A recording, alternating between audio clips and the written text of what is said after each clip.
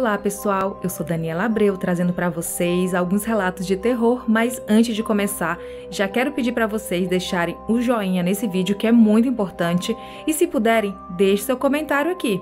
E compartilhe esse vídeo, ajude a espalhar a palavra do Assustadoramente. E se você tem alguma história sobrenatural para contar, envie seu relato para o e-mail que é o assustadoramente@outlook.com ou no Telegram. Siga o Instagram, que é o assustadoramente_podcast. Os links estão aqui na descrição do episódio. E vamos para os relatos de hoje.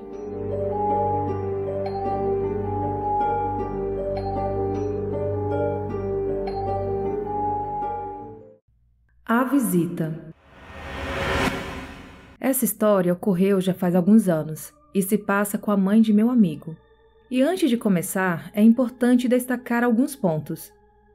Desde pequena, a mãe desse meu amigo sempre teve uma relação muito próxima com seu pai, de modo que sempre foram muito ligados durante toda a vida. Inclusive, sendo ela responsável por cuidar dele na velhice, até seus últimos momentos. Ela sentiu muito a sua morte, de modo que sempre que lembrava dele, não aguentava emoção e chorava. E mesmo se passando meses após seu falecimento, a dor e a tristeza continuavam. Mesmo depois de 2 anos após o falecimento de seu pai, toda vez que se lembrava dele, ela ainda era tomada por uma forte tristeza e logo se entregava às lágrimas. Foi nesse contexto de um longo luto que o sobrenatural aconteceu. Certo dia, ela acordou muito cedo, mas sem precisar. Era por volta das 5 da manhã. Ela estava deitada de lado na cama, olhando para a janela, vendo os primeiros raios de sol iluminarem o quarto. Foi quando ela sentiu um abraço bem forte e o cheiro característico do perfume que seu pai usava. Porém, mesmo com a estranheza da situação, ela não sentiu medo, mas perguntou em voz alta, ainda confusa: "Pai, é você?" Quando ela olhou para trás, lá estava seu pai, tal como era em vida, com a aparência saudável e visivelmente feliz por vê-la. Ele parecia muito bem, não tinha um aspecto doente como em seus últimos dias. Ele estava ali, diante dela, da mesma maneira que ela se lembrava dele quando vivo. "Oi, filha, eu estou aqui para te fazer uma visita", ele disse. "Quero que você saiba que eu estou bem e que eu estou sempre cuidando de você." Daí se seguiu uma breve conversa. Ele disse que não podia ficar lá por muito tempo, que apenas veio fazer uma visita e dizer que estava tudo bem e que olhava por ela, que ele estava em um lugar maravilhoso e que ela não precisava mais chorar. A conversa, apesar de muito emocionada, durou pouco tempo. Ele disse que precisava ir e desceu em direção à porta de saída. Ela, enquanto acompanhava seu pai, que seguia em direção à porta, notou que havia um homem na janela da sala, os observando. Era um rapaz negro de roupas brancas e com um sorriso muito lindo que transmitia muita paz. Ela, ao ver esse homem na janela, se assustou e ficou confusa, pois, apesar dele não parecer ameaçador, não sabia quem era aquela pessoa olhando para dentro de sua casa.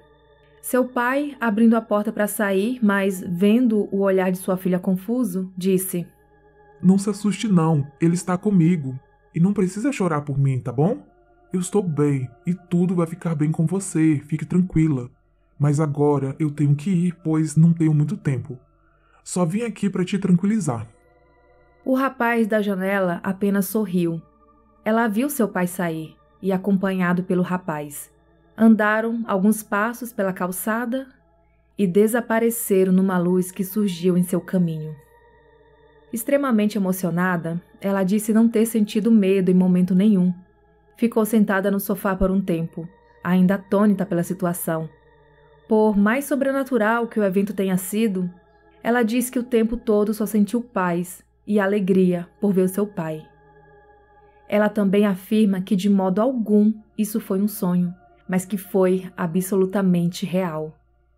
Se sentindo mais leve e relaxada do que nunca, ela subiu as escadas, deitou em sua cama e voltou a dormir, tendo talvez o sono mais reconfortante de sua vida.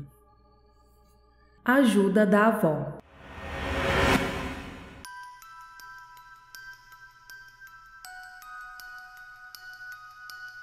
Esse fato aconteceu com a mesma pessoa do relato anterior, a mãe de meu amigo, há cerca de 30 anos atrás. Nessa época, sua filha mais velha ainda era pequena, com cerca de 2 ou 3 anos de idade. Ela foi a primeira neta da família e, por isso, sua avó, Dona Carmen, a paparicava muito. A avó e a neta eram unha e carne, um grude só. Mas, infelizmente, essa relação foi interrompida por um trágico acidente de trânsito, que tirou a vida de Carmen cedo demais. A partida de Carmen foi um grande trauma na família, especialmente pela sua idade, já que tinha apenas 45 anos de idade. Sua neta, por ser ainda praticamente um bebê, não sabia ainda o que a morte significava. Algumas semanas depois do acidente e do trágico falecimento de sua mãe, a mãe do meu amigo estava ouvindo sua música, cuidando dos afazeres domésticos e de sua filha, que, como dito, era muito pequena, e na época havia aprendido a usar o sanitário há pouco tempo. Ela, inclusive, precisava de ajuda, pois não conseguia subir sozinha no vaso, e precisava que um adulto a ajudasse a subir. Então, quando ela precisava ir ao banheiro, pedia para a mãe, que era quem geralmente a ajudava a subir no sanitário. Num certo dia particularmente agitado, em casa, enquanto realizava alguma tarefa doméstica, ela ouviu a voz da filha, vindo do banheiro. Mamãe, vem me ajudar, quero ir ao banheiro. Ela, totalmente enrolada com o que estava fazendo, gritou em resposta. Segura um pouquinho, filha, a mamãe já está indo. Ela rapidamente resolveu o que tinha que resolver e foi ajudar a filha. Achou estranho, pois a filha esperava em silêncio, o que não era muito normal. Imaginava pelo menos alguns outros chamados de insistência.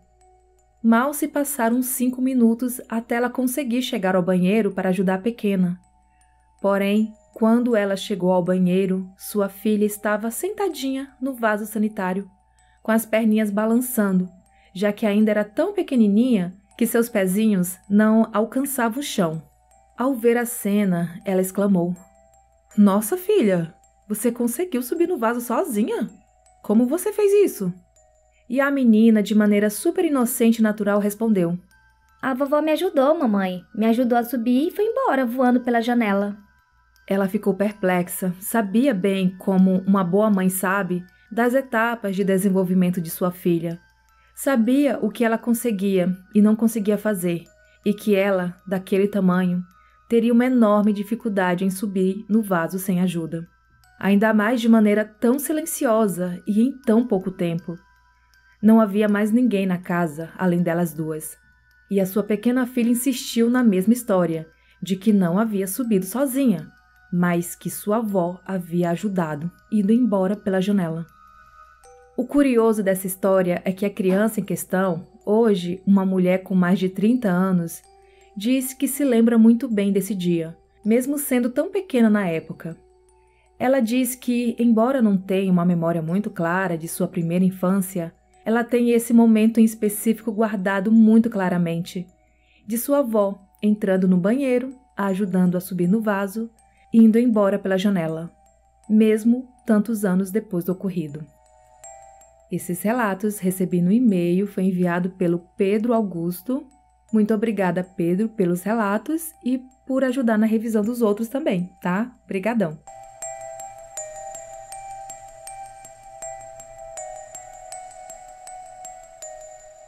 Pedido de socorro. Eu tenho muita insônia e meu sono é muito leve. Para me distrair, passo as noites ouvindo o podcast assustadoramente. Meu pai conta uma história que por muito tempo tirou as minhas noites de sono. Meu pai é do interior do Ceará e, como eles gostam de falar, eles vivem na serra.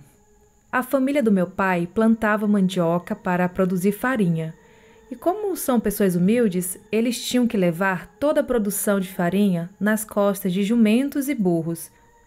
A viagem demorava em torno de 3 dias até o local onde eles venderiam as sacas de farinha.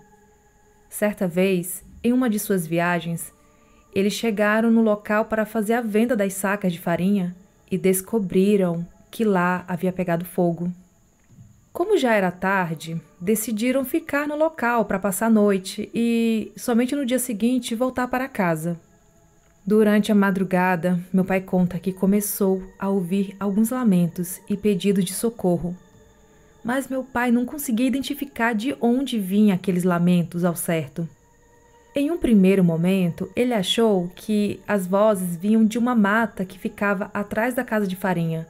E foi assim a noite inteira, com lamentos e pedidos de socorro. E somente meu pai conseguiu ouvir aqueles pedidos. Já meu avô, que estava com ele, não ouviu nada. Quando amanheceu, eles decidiram levantar acampamento e retornar para casa. Tempos depois, meu pai, conversando com outras pessoas da cidade, acabou descobrindo que, na mata que ficava atrás da casa de farinha, havia morrido muita gente e que era possível ouvir os pedidos de socorro durante a madrugada. Recebi esse relato no direct do Instagram e foi enviado pelo Alexandro.